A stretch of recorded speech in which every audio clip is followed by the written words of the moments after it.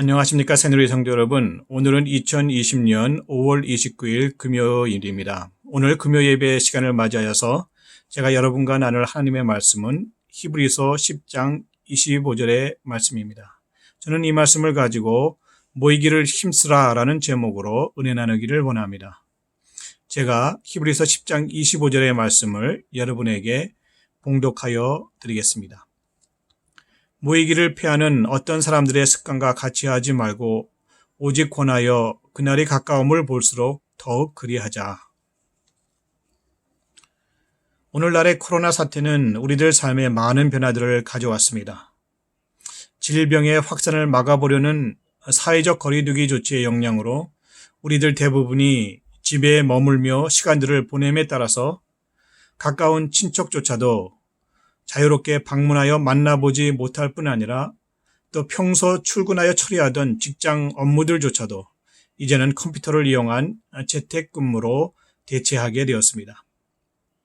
아이들의 학교 수업도 주부들의 쇼핑도 이제는 모두 온라인을 통하여 집에서 해결하며 반가움의 인사조차도 사람과 사이의 접촉이 제한됨으로 말미암아 이제는 발터치로 악수를 대신하는 코미디 같은 그러한 세상이 되어가는 것입니다. 갑작스레 우리 주변 가까이에 코로나의 죽음의 그림자들이 찾아왔습니다. 상을 당하여도 온라인으로 장례식을 치를 수밖에 없는 안타까운 실정입니다. 오랫동안 준비해온 가슴 설레는 결혼식도 그리고 고등학교와 대학의 졸업식도 연기되거나 개인별로 조용히 치를 수밖에 없는 평소에 생각지도 못했던 일들이 우리들 삶의 주변 가운데에 일어나고 있는 것입니다.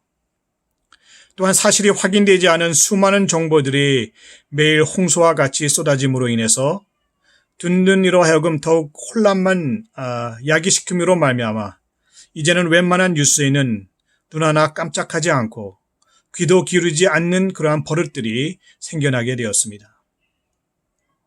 이처럼 서로 간에 육체적 거리를 두는 사회, 누구의 말도 쉽게 믿지 못하므로 서로 간 마음의 거리를 두는 사회가 요즘 우리들이 경험하는 사회인 것입니다. 이와 같은 어려운 시기가 길어지면 길어질수록 점점 더 고립되고 우리도 모르는 사이에 자연스럽게 자신을 보호하기 위한 자기중심의 개인주의적인 그러한 삶이 편만해지는 것입니다. 이러한 상황들을 결코 우습게 보아서는 안 되는 이유가 그것들이 우리들 믿음 생활 가운데에도 심각한 영향을 미칠 수 있기 때문입니다. 코로나로 인하여 함께 모이지 못하므로 벌써 2달이 넘게 우리는 각 가정에서 온라인 예배를 드릴 수밖에 없는 그러한 현실 속에 우리의 신앙도 조금은 나태해지고 태만해지지 않았을까 염려되는 것이 솔직한 심정입니다. 온라인 예배라는 것이 어떤 구속력이 있는 것도 아니고 일방적으로 듣기만 하는 예배이기에 설사 우리 모두가 온라인 예배에 참석한다 하여도 솔직히 말해 끝까지 말씀을 집중하여 듣고 온 마음 다하여서 예배를 드리는 것이 쉬운 일이 아니라는 것을 우리는 압니다. 이러한 우리들의 변화된 좋지 않은 예배 태도가 습관화되고 고착화되지는 않을까 하는 염려와 걱정이 앞서는 것입니다. 신문 기사에 의하면 요즘 많은 목회자들이 염려하는 것이 이번 코로나 사태가 진정되고 모든 삶이 정상화되었을 때에 과연 온라인 예배에 익숙해진 많은 성도님들이 이전의 정상적인 신앙의 모습, 함께 모여 예배드리는 삶으로 100% 온전히 되돌아올 수 있을까 염려한다는 것이었습니다. 물론 우리 교회는 그렇지 않을 것이라고 믿습니다만 그만큼 코로나는 우리의 신앙생활과 예배에 크나큰 영향력을 미치고 있는 것입니다. 교회 성장학의 연구 결과에 따르면 성도들이 처음 교회를 빠진 지 1주가 지나면 이래도 되는 건가 하는 불안한 마음이 든다고 합니다. 2주가 지나면 자신이 예배에 빠지는 것에 대한 어떤 이유를 들면서 그럴 수도 있지 하는 자기 합리화를 시도한다고 합니다. 그리고 3주차가 되면은 마음이 덤덤하여지고 마비되어서 교회와는 동떨어진 생활, 즉 구원받기 이전의 옛 생활로 돌아가기가 매우 쉬워진다는 그러한 연구 결과가 발표된 적이 있습니다. 하나님과의 물리적 거리가 멀어짐으로 하나님에 대한 사랑의 심적 거리가, 마음의 거리가 비례하여서 멀어지게 된다는 이야기인 것이죠. 오늘 우리가 읽은 하나님의 말씀 히브리서 10장 25절은 모이기에 힘쓰라고 권면합니다. 모이기를 피하는 어떤 사람들의 습관과 같이 하지 말고 오직 권하여 그날이 가까움을 볼수록 더욱 그리하자.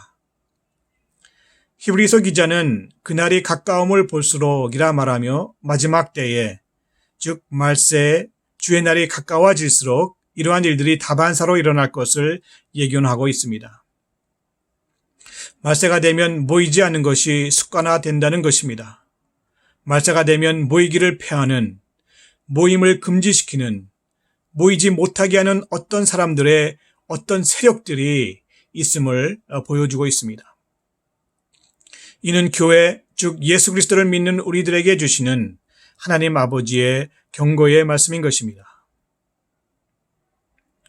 모이기를 피하는 어떤 사람들의 습관과 같이 하지 말고, 여기서 어떤 사람들이란 하나님의 나라가 건설되는 것을 방해하려는 사단과 그 사단의 종로를 타는 세상 사람들을 말하는 것입니다. 그들이 두려워하는 것은 우리 성도들의 믿음이 모임을 통하여서 더욱더 견고하여지고, 그렇게 견고해진 흔들림 없는 굳건한 믿음을 통하여서 우리 모두가 다 함께 하나님의 계획하심대로, 하나님의 뜻대로 구원에 이르게 되는 것입니다. 이제껏 자기 소화에 있던 자들이 하나님께로 돌아가려 한다니 수단과 방법을 가리지 않고 악착같이 방해하려는 것이 사단의 방해 공작인 것입니다. 그러한 방해 공작의 첫걸음이 바로 성도들이 모이지 못하게 하는 것이죠. 하나님은 우리들을 교회로 부르셨습니다. 교회란 무엇입니까?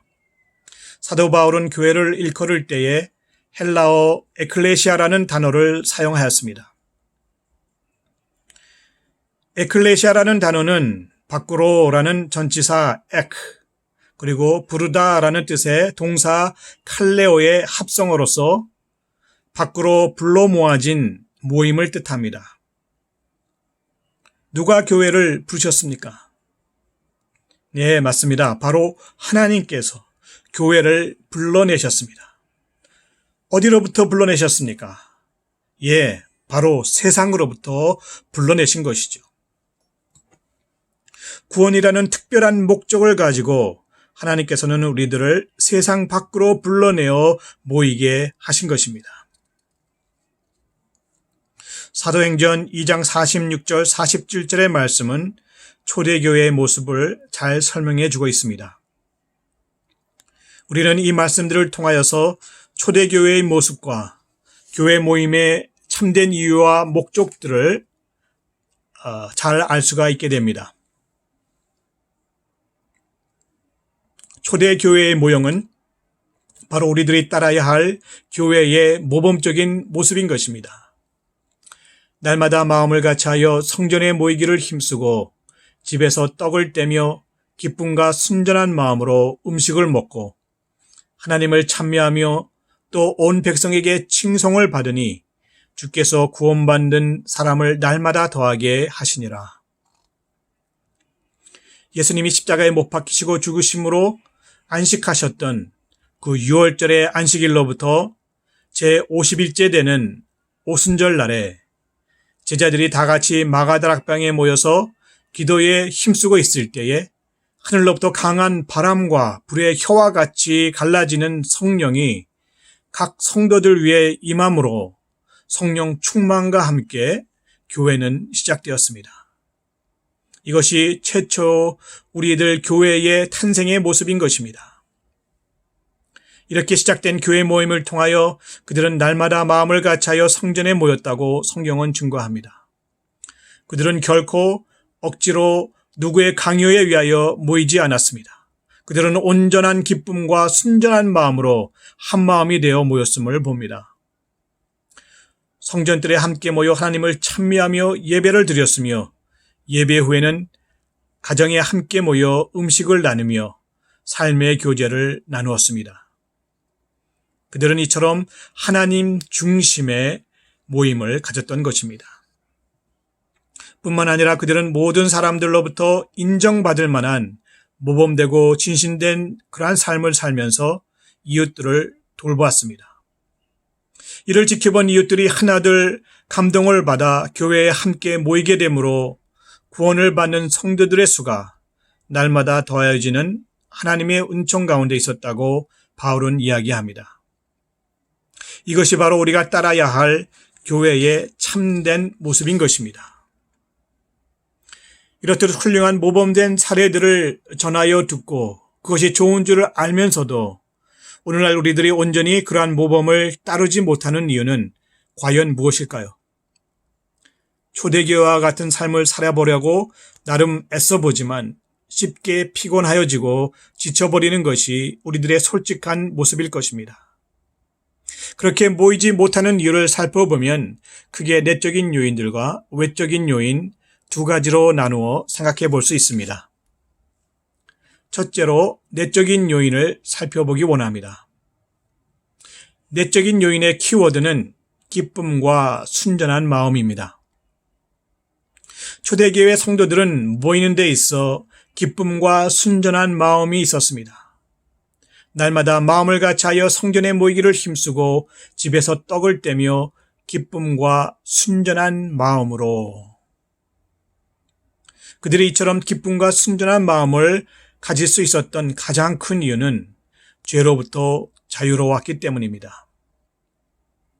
오순절날 그들에게 임한 성령이 이를 입증해 줍니다.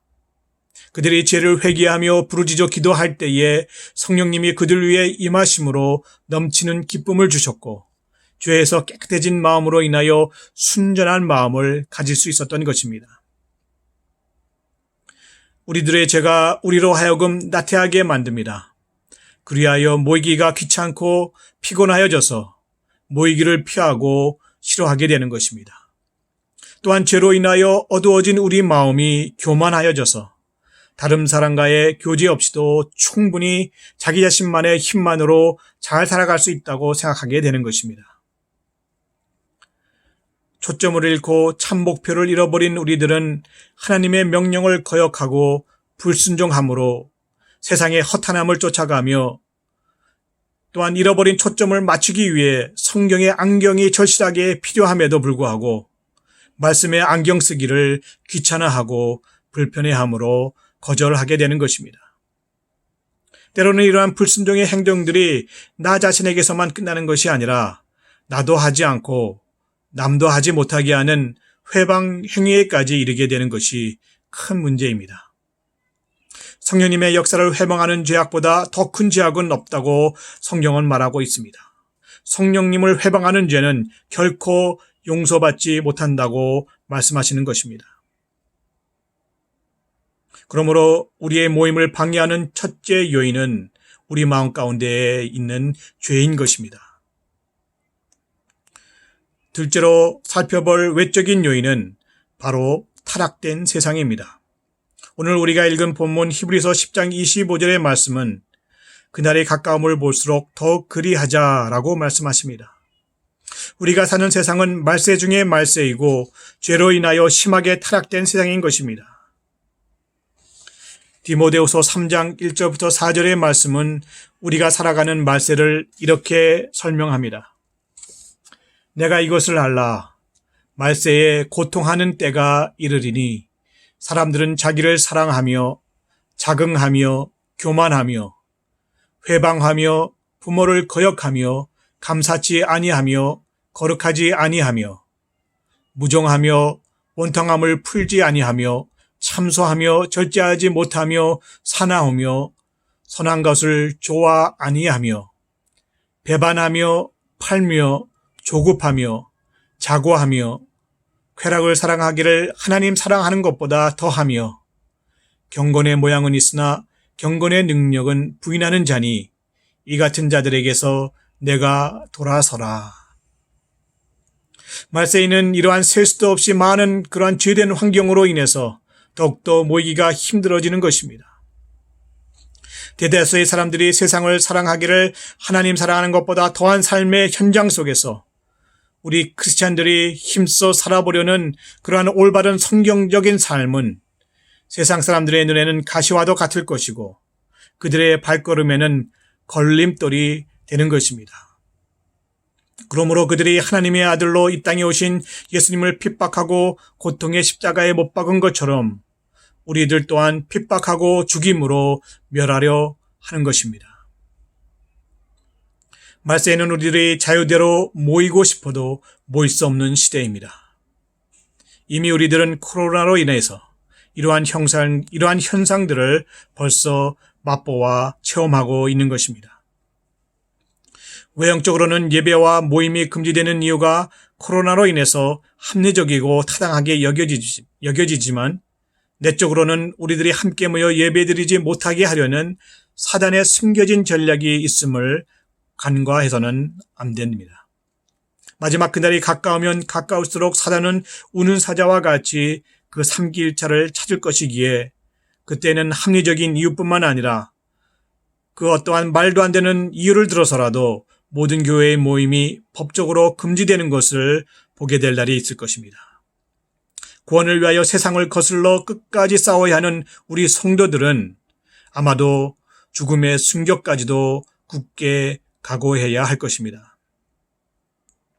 사단은 이처럼 우리를 할 수 있는 대로 흩으려 하지만 우리 하나님께서는 마지막 때에 우리들을 흩으시는 것이 아니라 불러 모으십니다. 마태복음 24장 31절의 말씀은 이렇게 말씀하시죠. 저가 큰 나팔소리와 함께 천사들을 보내리니 저희가 그 택하신 자들을 하늘 이 끝에서 저 끝까지 사방에서 모으리라. 그렇게 말씀하셨습니다. 그러므로 우리들은 모이기를 피하는 어떤 사람들의 습관과 같이 하지 말고 오직 권하여 그날이 가까움을 볼수록 더욱 그리하여야 되는 것입니다.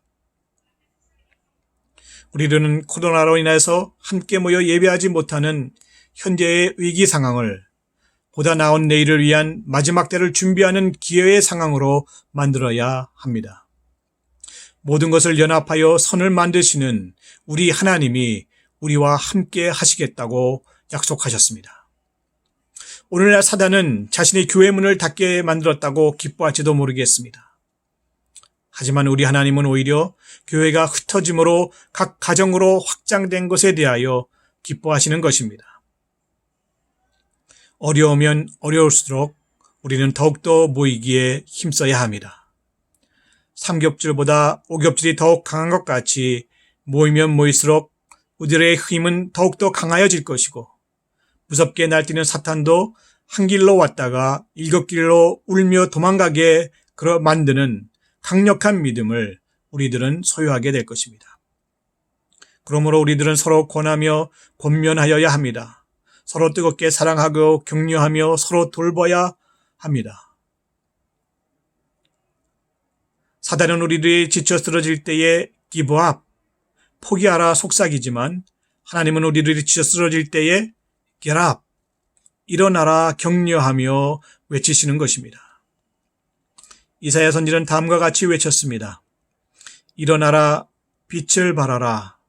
이는 내 빛이 이르렀고 여호와의 영광이 내 위에 임하였음이니라.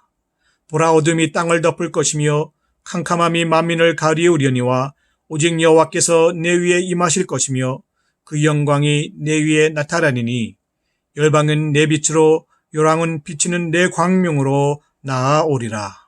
내 눈을 들어 사면을 보라. 무리가 다 모여 내게로 오느니라. 내 아들들은 원방에서 오겠고 내 딸들은 안기어 올 것이라. 이제 코로나로 인한 격리가 완화되어서 이번 주일부터 우리가 함께 모여 그토록 기다려왔던 주일 예배를 드리게 되었습니다. 이전의 상태로 돌아가는 것은 결코 저절로 되어지지 않은 것입니다. 우리들은 이를 위하여서 힘쓰고 애써야 합니다. 하지만 이전의 상태로 돌아가는 것만이 우리들의 최종 목표가 되어서는 안 됩니다. 오히려 이전보다도 더욱더 깨어난 영성과 갈급함으로 마지막 때를 진지하게 준비하여서 기름을 준비한 슬기로운 열처녀들과 같이 되어야 하는 것이 우리들의 최종 목표가 되어야 할 것입니다. 결론의 말씀을 맺습니다.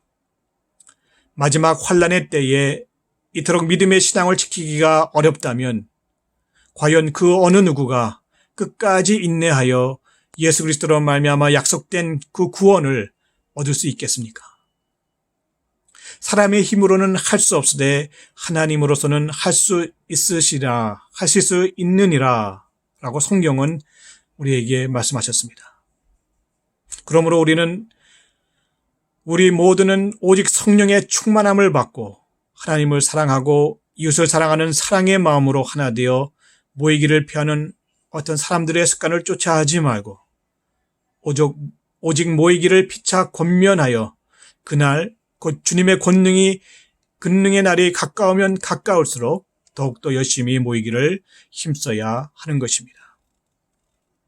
주님의 이름으로 두세 사람이 모인 것에 함께 하시겠다고 약속하신 우리 주 하나님께서 마지막 날에 우리들의 구원을 반드시 이루어 주실 것입니다. 우리 다 같이 기도하시겠습니다. 할렐루야. 사랑과 구원의 하나님 아버지, 때가 심히 악합니다. 우리들의 죄악으로 인하여 온 세상이 고통하며 신음하는 마지막 때를 살아가고 있습니다.